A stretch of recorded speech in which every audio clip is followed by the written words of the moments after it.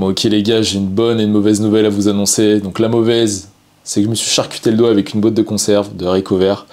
Et si tu veux, la plaie elle était tellement profonde que j'ai touché des nerfs et du coup j'ai dû aller me faire opérer. Ce qui fait que maintenant là je ne peux pas grip quoi que ce soit avec ma main gauche. Donc autant te dire que pour aller m'entraîner le haut du corps, bah je peux pas. Donc là je t'en parle de manière détachée mais sur le coup ça m'a vachement mis dans ma tête. Et la bonne nouvelle néanmoins c'est que justement je vais pouvoir t'expliquer comment j'ai fait pour gérer tout le chaos mental que tu peux ressentir à chaque fois que tu as un problème dans ta vie et un peu comment ta psyché fonctionne. Et tu sais quoi, ça tombe bien parce que c'est un sujet que je voulais traiter depuis longtemps. Pour moi, c'est un des sujets les plus primordiaux de comprendre comment ton esprit fonctionne, comment ta psyché fonctionne. Parce que si tu le fais pas, tu risques de te faire manipuler par tes émotions, par tes pensées, et même, tu sais quoi, par des gens justement qui ont appris, eux, comment la psyché fonctionnait. Dans le sens où, si tu observes bien, toutes les applications que tu es en train d'utiliser là, donc Instagram, TikTok, enfin bref, toutes les applications, ils payent des chercheurs justement pour comprendre comment ta psyché fonctionne et comment réussir à notamment te générer de la dopamine pour que tu tombes accro à leur application et que tu les quittes jamais. Pourquoi? Parce que ça va leur apporter de l'argent. Et c'est de la manipulation. Donc, je voulais utiliser justement cet événement pour en tirer quelque chose de bon et te montrer comment ton esprit fonctionnait et concrètement comment tu faisais quand il t'arrivait une couille dans ta vie et t'as l'impression justement d'être bombardé de pensées négatives, t'es un peu en state crash, tu sais plus quoi faire, t'as l'impression que l'univers est contre toi. C'est le sujet de la vidéo aujourd'hui.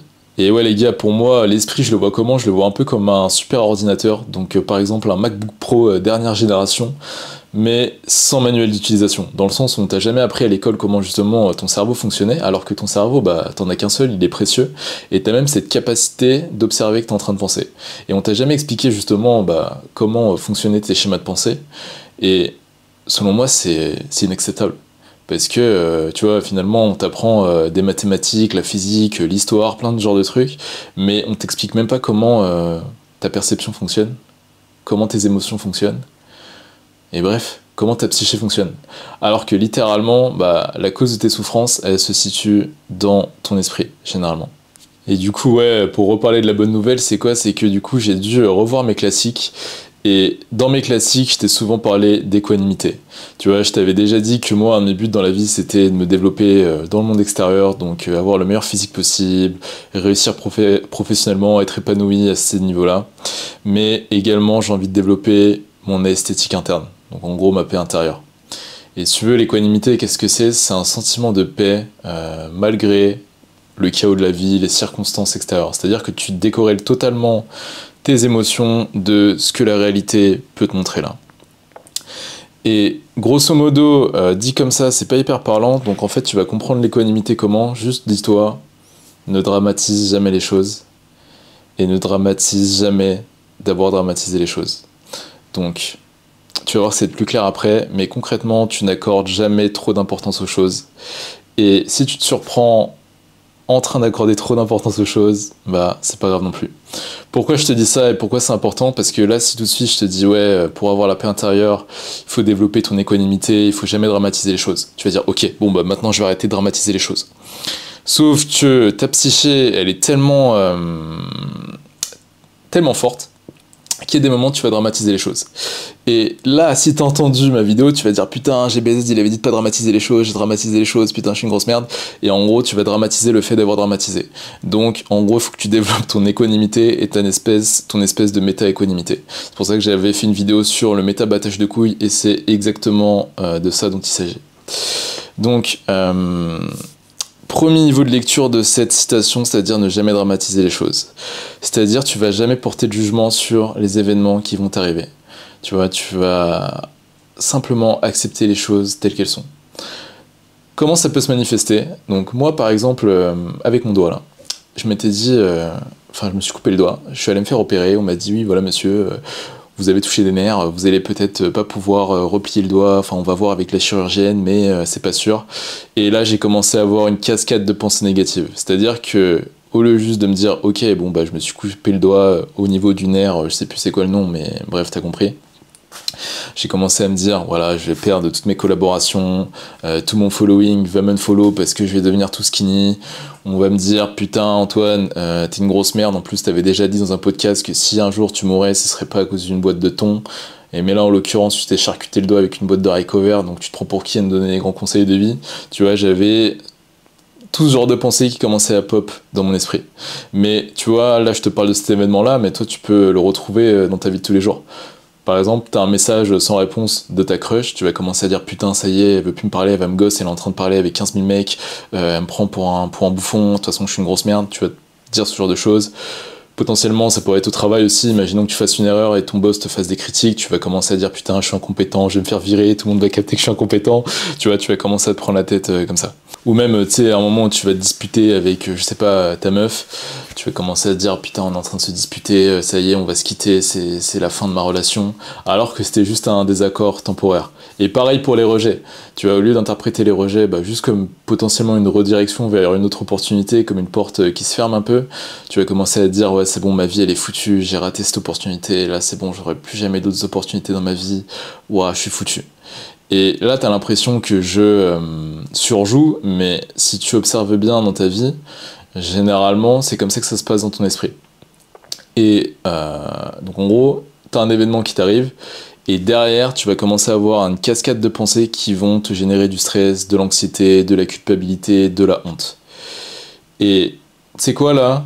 Avant même que je continue la vidéo, j'ai envie que tu te poses la question. Rappelle-toi là, tous les moments justement où tu as stressé suite à un événement, tous les moments où tu as ressenti de la culpabilité, de l'anxiété, ce genre de choses. Demande-toi là maintenant tout de suite, est-ce que cette anxiété, ce stress, cette culpabilité, elle t'a été utile? Tu vas voir que généralement la réponse était non. Et si la réponse était non, pourquoi t'essaies de le faire là maintenant tout de suite? Tu vois, là je suis un peu en train de me parler à moi-même finalement quand je te fais la vidéo, mais c'est exactement ce qui se passe. Donc voilà, la première étape c'est de ne pas dramatiser les événements de ta vie. Et normalement ça, tout le monde a plus ou moins conscience qu'il ne faut pas dramatiser les événements de sa vie, et que la culpabilité, le stress, la honte, ce genre d'émotions, elles sont contre-productives dans la plupart des cas. Enfin même à 100% du temps selon moi. Maintenant que je t'ai dit ça, comme je t'ai dit, c'est comme si tu allais te créer un standard dans ton esprit. Donc tu vas te dire, ok, pour que je sois la meilleure version de moi-même, je ne vais pas dramatiser les choses. Sauf que comme je t'ai expliqué, ton esprit c'est comme un super ordinateur qui a des programmes, et des fois tu vas te retrouver justement à dramatiser, à ressentir de la culpabilité, du stress, être anxieux, ce genre de choses. Et l'erreur à ne pas faire, et c'est l'erreur que tout le monde fait, moi y compris quand j'ai eu cette blessure au doigt là, c'était justement de me juger, de dramatiser la situation. C'est-à-dire que tout ce que je t'ai dit juste avant là, je le savais déjà. Du coup, j'ai commencé à dramatiser. Et là, je me suis surpris en train de dramatiser. Je me suis dit, putain, t'es en train de dramatiser, en plus de te couper le doigt, t'arrives pas à être un monk, mais bordel de merde, Antoine, t'es vraiment... J'ai commencé à me parler comme ça. Et en fait, c'est ça qui est ouf, c'est que quand tu fais ça, là, c'est comme si tu avais une méta-dramatisation de la situation, là. Tu continues d'entretenir ce cercle toxique envers toi-même qui fait que tu vas te générer encore plus de stress, beaucoup plus que nécessaire. C'est-à-dire que tu pars d'un événement qui est simple, et ensuite tu vas te créer toute une narrative derrière qui va te plonger dans un espèce de tourbillon de souffrance, et tu vas être en state crash complet. Et pour que tu comprennes mieux ce principe d'équanimité, j'aime bien utiliser la métaphore des deux flèches qui est issue du bouddhisme. Donc pour ceux qui me connaissent un peu, vous savez que je suis d'origine vietnamienne, du coup je me suis vachement intéressé à tout ce qui était bouddhisme. J'ai déjà discuté avec des monks qui à chaque fois t'en sort plein de sagesse. Et il y a cette métaphore dont je suis tombé amoureux parce que c'est exactement ce qui se passe dans ma vie de tous les jours à chaque fois que je ressens de la turbulence émotionnelle. Donc imagine-toi sur un champ de bataille, là, t'es un guerrier sur un champ de bataille, et d'un coup tu te prends une flèche dans l'épaule là. Donc, au lieu de simplement enlever cette flèche et d'essayer de colmater justement ta blessure, et ça c'est une métaphore pour expliquer justement les événements un peu inattendus de ta vie qui te génèrent une sensation désagréable ou de la douleur. Donc ça c'est la première flèche. Au lieu d'enlever cette première flèche, qu'est-ce que tu vas faire? Tu vas prendre toutes les flèches de ton carquois là, et tu vas commencer à te les planter partout dans le corps là. C'est-à-dire... c'est juste une métaphore pour symboliser les moments justement où quand tu as un événement négatif qui arrive dans ta vie, enfin négatif, quelque chose que toi tu juges comme négatif, tu vas ensuite t'auto-flageller. C'est-à-dire que au lieu de juste enlever la flèche, comme je t'ai dit, tu vas commencer à te parler super mal. Tu vas te dire, putain, mais t'es vraiment un guerrier à chier, pourquoi tu t'es pris une flèche dans le bras, t'es vraiment trop naze, tu mérites même pas de te battre sur le champ de bataille.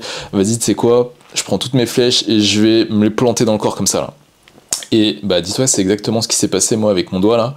C'est-à-dire, ok, je me suis coupé avec une boîte de conserve, bim, première flèche, j'ai commencé à prendre toutes mes flèches et à me parler super mal en me disant, mec, tu vas rater ta vie, tu vas plus pouvoir t'entraîner, enfin bref, tout ce que je t'ai déjà expliqué avant.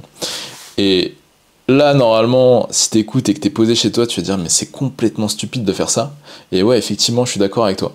Mais c'est comme ça que ta psyché fonctionne. Et c'est pour ça que les bouddhistes, justement, ils avaient utilisé la métaphore des deux flèches. Et ce que tu peux tirer, justement, de cette métaphore, c'est que la première flèche, elle est inévitable, mais la deuxième et toutes celles qui suivent, elles sont optionnelles parce que c'est toi qui décides de te les planter. Donc, t'as totalement le choix de décider de juste encaisser cette première flèche, l'accepter, l'enlever et ensuite faire de ton mieux. Et de ne pas justement prendre toutes tes flèches et te les planter dans le corps comme ça pour souffrir encore plus. Et ça, les stoïciens, ils en parlaient aussi, tu vois, je crois que c'est Sénèque qui a dit ça, qui a dit qu'on souffrait plus dans notre imagination que dans la réalité. Bah c'est exactement ça. Généralement, c'est pas tellement l'événement en soi qui te fait souffrir, c'est un peu toutes les pensées derrière qui suivent, qui vont générer justement des émotions désagréables et donc de la souffrance. Et cette souffrance, comme je te disais, elle est optionnelle. Donc en gros, la douleur, elle est inévitable, mais la souffrance, elle est optionnelle. Et vraiment, faut que tu gardes ça en tête. Parce que dis-toi qu'à chaque fois que tu es en train de souffrir, dis-toi que tu as le pouvoir d'y mettre un terme, là, maintenant, tout de suite, en vrai. Et il y a une autre idée, donc j'aime bien me rappeler, qui vient d'Eckhart Tolle, c'est de distinguer justement ta situation de vie de ta vie. En gros, ta situation de vie, c'est toutes tes circonstances extérieures, donc matérielles et sociales à un moment donné, qui définissent un peu ta réalité. Donc ça peut être ta santé, donc moi par exemple, mon doigt, tu vois, ça fait partie de ma santé.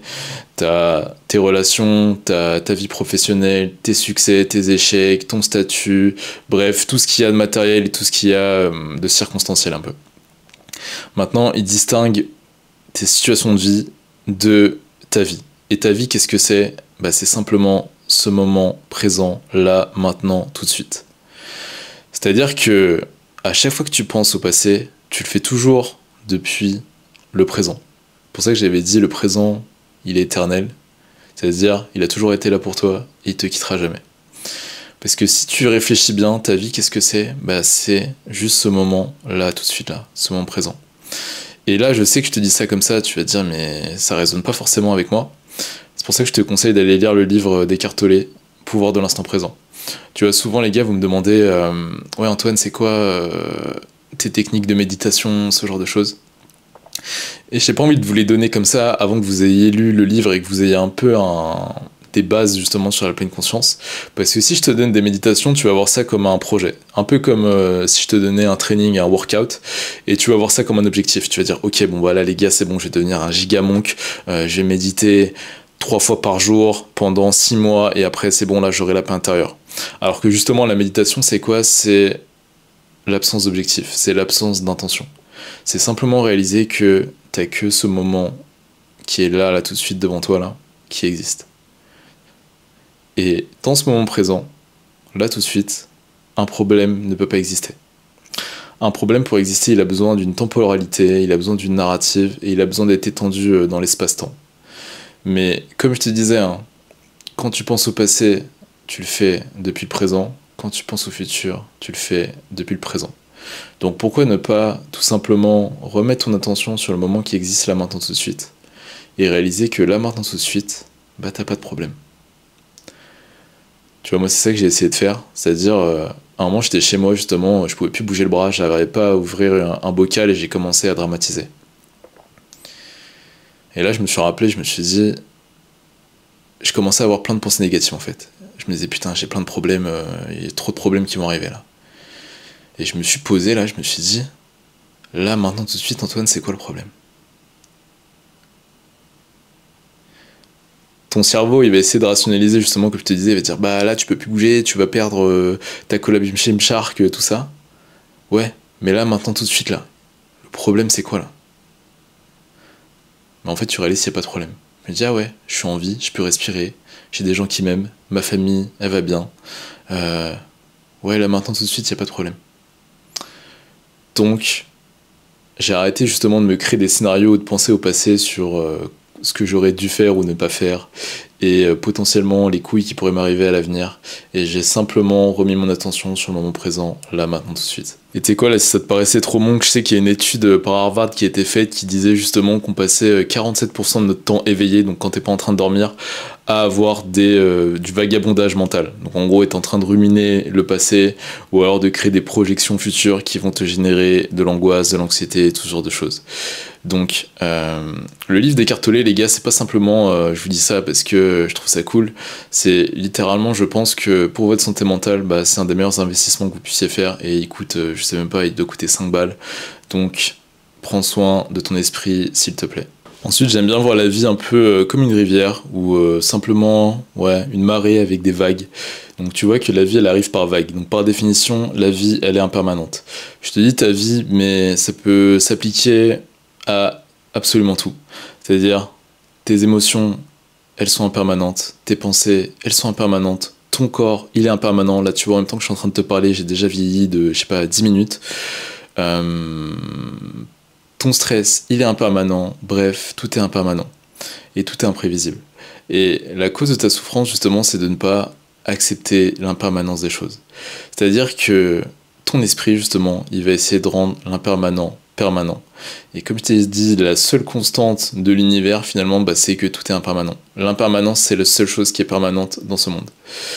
Et une fois que tu as accepté ça, c'est-à-dire que tu te dis, ok, finalement, bah, tout est impermanent. Mes émotions négatives comme positives, mes circonstances positives comme négatives sont impermanentes, bah en fait tu réalises que ça sert à rien de rester attaché à ça. Et surtout ça sert à rien d'essayer de les figer.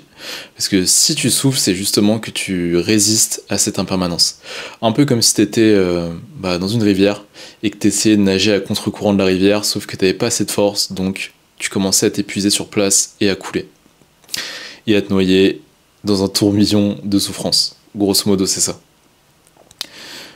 Donc, si tu médites là-dessus, justement, sur l'impermanence des choses, et que tu réalises que là, en même temps que je te parle, bah, toutes les cellules de ton corps, elles sont en train de changer. Absolument tout est en train de changer. Tout est en mouvement perpétuel. Tout est toujours en changement. Et que tu résistes pas à ça. Juste essaye de, comme ils disent les ricains, tu flows avec. Tu vas voir que ça va être beaucoup plus agréable et tu vas te sentir beaucoup plus en paix. Parce que justement, tu vas arrêter de résister à ça. Et tu vas juste te dire, ouais, ce que je suis en train de vivre, bah en fait, c'est juste la vague dans laquelle je suis. Comme j'avais dit, c'est un peu la métaphore de la playlist. Tu sais, j'avais dit que ta vie c'était un peu qu'une playlist qui déroulait comme ça.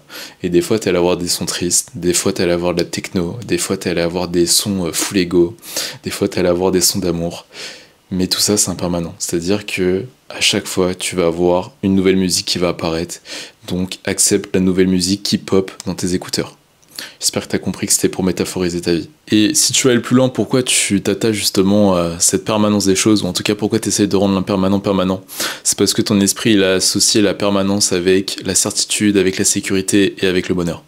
C'est-à-dire que pour ton esprit, si il arrive à tout prédire, à tout contrôler, à tout figer, pour lui tu seras heureux. Sauf que, comme je t'ai dit, ta vie, elle est impermanente par nature. Tu vas avoir de l'imprévisible qui va arriver. C'est-à-dire que tu peux pas prévoir les événements inattendus qui vont t'arriver. Par contre, tu peux savoir qu'il va t'arriver quelque chose d'inattendu. Et là, je te balance mes pensées un peu en vrac, mais c'est aussi la raison pour laquelle, tu vois, quand tu essaies de revivre un événement qui t'avait fait ressentir des émotions positives, et que tu essaies de ressentir exactement la même chose que tu avais ressenti sur le moment, bah, ça ne fonctionne jamais. Et tu sais quoi, là, je peux pas m'empêcher de penser aux gens qui vont en soirée techno et qui prennent des drogues tous les week-ends, justement dans l'espoir un peu de revivre cette première montée qu'ils avaient ressentie la première fois qu'ils ont pris de la MDMA ou ce genre de truc, par exemple. Parce qu'à ce moment-là, ils se sont sentis giga heureux, sauf qu'à chaque fois qu'ils le refont, bah, ils se rendent compte que c'est toujours un peu moins bien, ou alors c'est différent. Dans le sens où à chaque fois, ils ont cette attente de ressentir exactement la même chose qu'ils avaient ressenti sur le moment, sans accepter cette impermanence des choses. Et tu vois que même une drogue, bah, elle n'arrive pas à répliquer une émotion que tu avais déjà vécue. C'est-à-dire que elle sera toujours un peu différente. Et quand tu acceptes que tout est différent, bah en fait tu vas arrêter de perdre de l'énergie à essayer de revivre exactement la même chose que tu avais déjà vécu dans le passé. Parce que tu as capté que ça c'était impermanent. Donc tu vois, je t'explique ça pourquoi? Pour te dire que ça marche avec les événements qui te procurent des émotions agréables comme désagréables.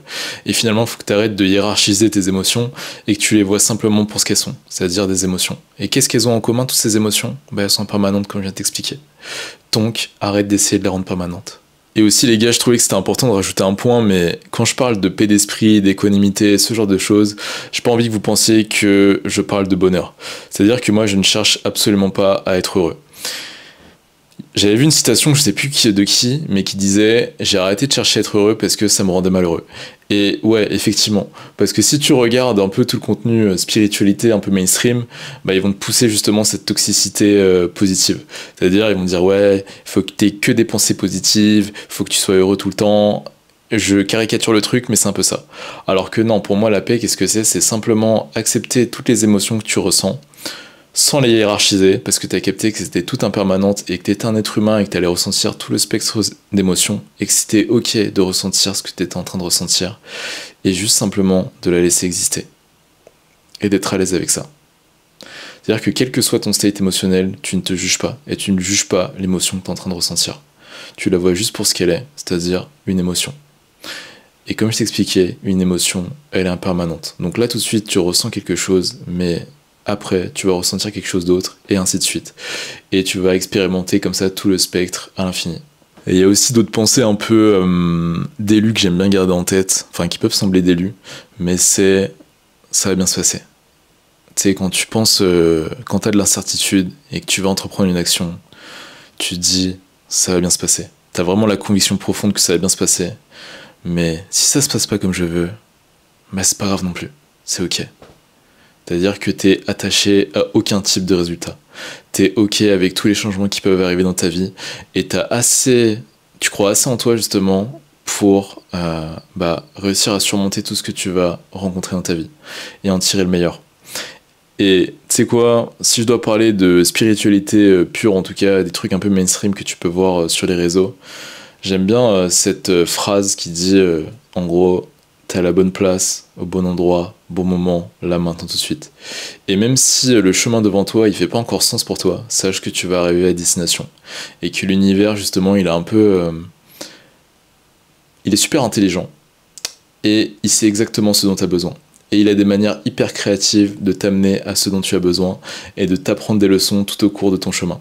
Donc en fait, quand tu as ça en tête, ce que j'aime bien, c'est que peu importe ce qui t'arrive dans la vie, donc soit tu as un résultat direct, donc tu as quelque chose de concret, soit si tu n'as pas de résultat concret, tu as une leçon à tirer. Et je trouve que c'est beaucoup plus sain justement de voir sa vie comme ça, parce que ça remet du pouvoir justement, ça te redonne du pouvoir, plutôt que de simplement te victimiser. Ensuite, il y a un autre super pouvoir que j'aime bien garder en tête, c'est le pouvoir de poser les bonnes questions. Donc au lieu de te demander ok, c'est quoi mon problème là maintenant tout de suite, demande-toi qu'est-ce qui permet à ce problème d'exister maintenant là tout de suite dans la seconde que je suis en train de vivre là. Et tu vas voir que c'est une nuance assez subtile, donc c'est pas forcément évident à comprendre, mais garde-le en tête. Grosso modo, quand tu te demandes, ok, quel est le problème, donc tu vas rationaliser en disant, bah là le problème Antoine, c'est que tu peux pas t'entraîner, tu vas pas pouvoir faire la vidéo que tu avais prévu de faire, et du coup tu te concentres uniquement sur les limitations que tu es en train de rencontrer là maintenant tout de suite là. Et tu vas complètement oublier les opportunités qui peuvent se présenter à toi. Comme je te disais, tu vois, quand il t'arrive quelque chose d'inattendu et que tu avais un plan figé, bah tu vas juste voir du coup ton incapacité à tenir ce plan figé. Donc ce plan figé qui peut aussi être considéré justement comme un moyen d'essayer de rendre l'imprévisible prévisible. Mais comme je t'ai dit, ta vie par nature elle est chaotique, il va arriver des événements justement que tu vas pas contrôler. Et là j'ai envie que tu sois un Marc Aurèle des temps modernes, c'est-à-dire tu vas accepter ce que tu peux pas contrôler et tu vas te concentrer sur ce que tu peux contrôler. Et tu vois, quand je me suis posé cette question, là maintenant tout de suite dans le présent, qu'est-ce qui permet à ce problème d'exister? En fait, c'est vraiment le problème, c'est quoi? C'est que j'étais hyper attaché à l'idée d'atteindre mon prime physique et je m'étais dit, ouais, tu vois, j'avais basé tout mon plan sur ça. C'est-à-dire que j'étais hyper attaché à l'idée d'avoir le plan parfait, sans embûches, et justement, je n'avais pas pris en compte du tout que les choses étaient impermanentes. Mais, tu vois, avec le recul, je me dis, est-ce que c'est réellement un problème? Je me dis finalement, pourquoi je voulais atteindre mon problème physique? Bah c'était pour vous inspirer. Mais ok. Est-ce que tu peux pas les inspirer avec autre chose que simplement ta shred, Antoine? Est-ce que tu crois pas que tu as des capacités supplémentaires justement pour leur apprendre quelque chose de cet événement et finalement bah, transformer cet événement qui t'a semblé comme être un problème sur le moment comme une force? Et bah ouais, c'est ce que je suis en train de te faire. Donc, pose-toi toujours la question, au lieu de te demander c'est quoi mon problème, qu'est-ce qui permet à ce problème d'exister là maintenant tout de suite là? Et tu vas voir que ce qui permet à ce problème maintenant tout de suite d'exister, ça va toujours être ton attachement à toutes les narratifs que tu t'es créés. Et potentiellement, tu vas pouvoir aller plus loin et voir justement des blind spots que tu avais sur toi-même, des croyances limitantes sur toi-même, sur tout simplement ton manque de confiance en toi. Bon ok les gars, maintenant je voulais vous donner un exercice de monk pour vous aider la prochaine fois que vous allez ressentir de la turbulence émotionnelle ou quelconque type de souffrance. Et en gros, un exercice de monk que tu peux faire, c'est la prochaine fois que tu ressens une émotion négative. Donc imaginons tu sois hyper angoissé là. Pour n'importe quelle raison. Ça peut être un truc hyper stressant, enfin une situation on va dire avec un enjeu important, ou même un truc aussi con que... je sais pas, ta crush t'a pas répondu par message et du coup tu commences à ressentir de l'anxiété là. Tu vas accepter que tu ressens de l'anxiété, tu vas la laisser exister pleinement et tu ne vas pas la résister. C'est-à-dire tu vas la laisser être là, et tu vas essayer de la localiser. Ok, où est-ce qu'elle se situe? Moi généralement l'anxiété elle se situe au niveau du plexus là. Ok, maintenant que j'ai localisé, essaie de la localiser encore plus précisément. Une fois que tu l'as bien localisée, tu observes un peu sa forme. Elle a quelle consistance? Est-ce qu'elle est molle? Est-ce qu'elle est chaude, froide? Enfin, t'essaies de la voir dans les moindres détails. Potentiellement, elle peut avoir une couleur. Et en fait, le fait de l'observer comme ça, et je dis bien observer, c'est-à-dire tu ne la juges pas, juste tu observes, bah, ça va te permettre justement de ne pas t'identifier et de te détacher de cette émotion. C'est-à-dire que tu vas la voir comme une entité séparée, simplement quelque chose qui te traverse là, que tu ne juges pas, que tu laisses être là. Et tu vas voir que tes émotions, elles n'ont pas l'habitude d'être observées. Et du coup, quand tu vas observer cette émotion, tu vas voir que tout de suite, elle va s'atténuer et elle va finir par se dissiper. Comme je t'ai dit, elle était impermanente. Et le fait de faire cet exercice régulièrement, tu vas voir que tu vas être beaucoup moins victime justement de tes émotions et tu vas arrêter de t'identifier constamment avec tes émotions. Tu vas capter que toi, non, tu n'es pas tes émotions, tu n'es pas tes pensées, tu n'es pas toutes les histoires que tu te racontes. Tu es cette conscience-là qui est capable d'observer que tu es en train de ressentir et que tu es en train de penser. Donc voilà les gars, j'espère que le concept d'équanimité il était un peu plus clair et tu sais quoi, j'ai envie de rajouter quelque chose, c'est que imaginons que là je puisse avoir la timeline globale de ma vie, c'est-à-dire ma vie entière dans les moindres détails que je pourrais mettre sur un PC, bah finalement j'arriverai à voir que cet événement, bah c'était pas grave et que ça servait à rien de dramatiser et que finalement tout ce que je t'ai expliqué pendant cette vidéo, bah c'était la meilleure chose à appliquer. Donc voilà les gars, rappel, venez, on arrête de dramatiser les choses et on ne dramatise pas si jamais on dramatise les choses. Paix sur vous.